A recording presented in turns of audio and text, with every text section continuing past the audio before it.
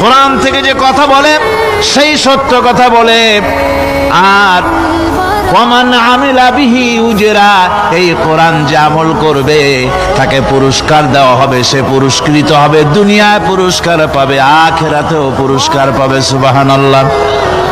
ওয়ামান হাকামা বিহি আদালা, আর কোরআন থেকে যে বিচার ফয়সালা করবে সেই কেবলমাত্র সঠিক সুষ্ঠু বিচার কায়েম করবে, সোশ্যাল জাস্টিস সেই করতে পারবে, সুবিচার জাস্টিস কায়েম সেই করতে পারবে।